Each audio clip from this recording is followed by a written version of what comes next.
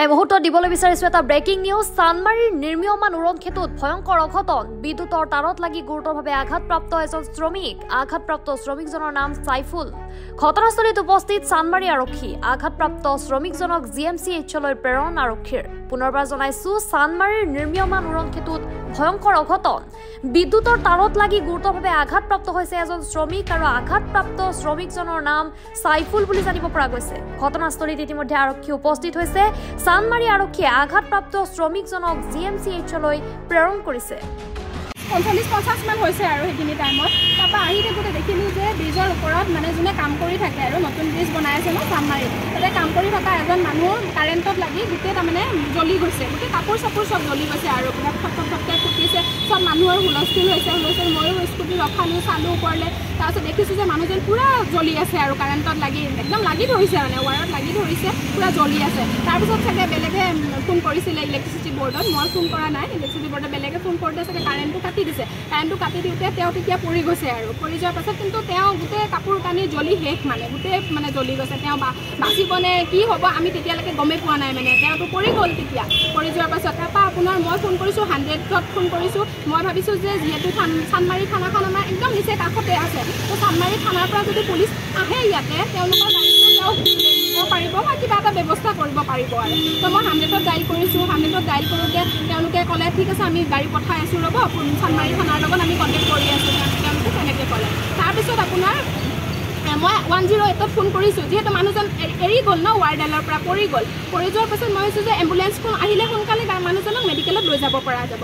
তো মই তেতিয়া 108তো ফোন কৰিছোঁ, মানে ওপৰত থাকোঁতে ফোন কৰিছোঁ, জ্বলি থকা সময়তে ফোন কৰিছোঁ। তাৰপিছত তেওঁলোকে অলপ দেৰি মোক হল্ডত ৰাখিলে, কমচে কম 4-5 মিনিটমান মোক হল্ডত ৰাখিলে। হল্ডত ৰখাৰ পিছত আপোনাৰ তেওঁলোকে ক'লে ঠিক আছে আমি ব্যৱস্থা কৰি আছোঁ, ৰ'ব যিমান পাৰোঁ আমি সোনকালে পঠিয়াবলৈ ব্যৱস্থা কৰি আছোঁ। তাৰপৰা আপোনাৰ 9টা বাজিলে, 9:05 হ'ল, 10 হ'ল, কোনো ধৰণৰ ইয়াতে কোনো মানুহ অহা নাই। নাতো পুলিচ আহিছে, না এম্বুলেঞ্চ আহিছে, না বেলেগ কিবা আহিছে, একো অহা নাই। তাৰপিছত মই আকৌ ফোন কৰিলোঁ। মই আকৌ ফোন কৰোঁতে 108 কৈছে 6 মাইলৰ পৰা এম্বুলেঞ্চ আহিব।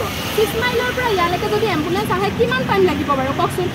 ঘটনাটো হৈছে আপোনাৰ চানমাৰী গোস্বামী ছাৰ্ভিচত ঘটনাটো হৈছে, আৰু 6 মাইলৰ পৰা বোলে এম্বুলেঞ্চ এখন আহি আছে, বাকী এম্বুলেঞ্চবিলাক পেচেণ্টত মানে লগত গৈছে আৰু তেনেকৈ কৈছে। তাৰপিছত আপোনাৰ মই আকৌ 100তো ফোন কৰিছোঁ, নাই কোনো ধৰণৰ একো ৰেছপন্স নাই, মানে পঠিয়াই আছোঁ। তাৰপিছত মই ভাবিছোঁ নাই এনেকৈ নহ'ব, হয়তো চাগে চানমাৰী থানাই গম নাপায়। মই নিজে আকৌ স্কুটি ঘূৰাই লৈ, ইয়াতেতো হৈ আছে সেইবিলাক, মই নিজে স্কুটি লৈ চানমাৰী থানালৈকে মই গৈছোঁ। চানমাৰী থানাত গৈ পেলাই তাতে 2জন পুলিচ আছে, এজন চিভিল ড্ৰেছত আছে আৰু এজন আপোনাৰ ড্ৰেছত আছে। কোন হয় মই নাজানো। মই তেওঁলোকক গৈ সুধিছোঁ যে আপোনালোকৰ ইয়াতে ফোন আহিছে নেকি, এনেকৈ এজন মানুহ কাৰেণ্টত লাগিছে, মই 100ত ডাইল কৰিছিলোঁ, আপোনালোকে ইয়াত পুলিচ মানে ফোন আহিছে নেকি। তেওঁলোকে যে অঁ গম পাইছোঁ আহিছে, আমি পঠাই আছোঁ গাড়ী, আমাৰ গাড়ীখন গান্ধী বস্তিত আছে, গান্ধী বস্তিৰ পৰা আমি পঠাই আছোঁ এনেকৈ ক'লে। তাৰপিছত মই গুচি আহিলোঁ। মই কৈছোঁ যিমান পাৰে আপোনালোকে সোনকালে ব্যৱস্থা কৰক, মানুহজনক মেডিকেলত নিয়া মানে ব্যৱস্থা কৰিব লাগে। তাৰপিছত চাগে মই নিজৰ যদি মোৰ 4চকীয়া গাড়ী থাকিলেহেঁতেন মই চাগে তাতে ভৰাই লৈ গ'লোহেঁতেন, কিন্তু মোৰতো নাই, মই স্কুটি এখন লৈ আহিছিলোঁ। মানুহজন কিমান ঘাইল হৈছে? মানুহজন কিমান কি হৈছে মই ইমান দেখা পোৱা নাই, কাৰণ তেওঁতো ওপৰত আছিলে। তেওঁ মুঠতে বেক চাইডটো গোটেই পুৰি গৈছে, মানে হৈছে মানে তেওঁলোকে বেক চাইডটো গোটেই পুৰি গৈছে, কাৰণ তেওঁ গাত পিছত কাপোৰেই নাই ন। তো মই আৰু পিছত নামাৰ পাছত তেওঁলোকে কি কৰিব, কাৰেণ্টত লগা মানুহটো চুব নোৱাৰিব। তো তেওঁলোকে যেতিয়া পৰি গৈছে, মানুহজন যেতিয়া ৱায়াৰৰ পৰা পৰি গৈছে, কাৰেণ্টটো কাটি দিয়াৰ পিছত তেওঁলোকে তেতিয়া চাইছে। তাৰপাছত আপোনাৰ 9:10 মানত চাগে 5 ব্ৰিগেডৰ এখন গাড়ী আহিলে। মই যেতিয়া থানাৰ পৰা আকৌ আহিছোঁ তেতিয়া মই দেখিছোঁ যে এখন 5 ব্ৰিগেডৰ গাড়ী আহিছে। 5 ব্ৰিগেডৰ গাড়ীখনত তেওঁলোকে তেওঁলোকৰ কামখিনি কিন্তু কৰিছে। তেওঁলোকে ওপৰত উঠি গৈছে, উঠি গৈ ব্লেংকেট স্লেংকেট দি মেলি কিবা কিবি কৰিছে, আৰু কি কৰিছে সেইটো আমি তলত আছোঁ দেখা নাই।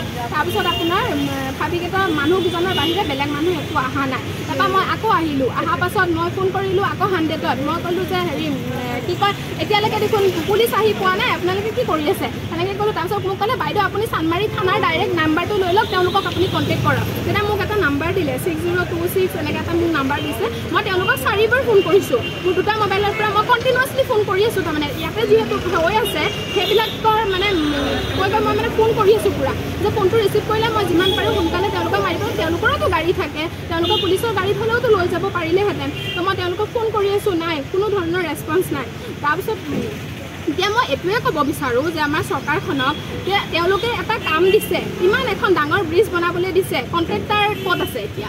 কণ্ট্ৰেক্টৰকতো মই দেখা নাপালোঁ তেওঁলোকে কি কাম কৰি আছে কি কাৰণে কোটি কোটি টকা লৈ আছে আৰু চৰকাৰৰ কাম কৰি আছে চৰকাৰৰ কাম কৰি থকা মানুহ এজনৰ কাৰণে যদি এখন এম্বুলেঞ্চ আহি নাপায় পুলিচ প্ৰশাসনৰ মানুহ কোনো আহি নাপায় আমাৰ নিচিনা মানুহৰ কাৰণে কি আহি পাব আমি যদি মৰি যাওঁ আমাৰ দেখোন এম্বুলেঞ্চ আহালে আমি ঘৰতে মৰি থাকিম দেখোন তো মই এইটোৱে ক'ব বিচাৰোঁ চৰকাৰখনক CM ছাৰক বা যিসকল এই হেৰিটোৰ লগত জড়িত আছে যাৰ যাৰ গাফিলতিৰ কাৰণে এইটো হৈছে তেওঁলোকক পানিছমেণ্ট দিব লাগে ছেকেণ্ড টাইম যাতে আৰু এনেকুৱা নহয় আৰু মই সেইখিনিয়ে ক'ব বিচাৰোঁ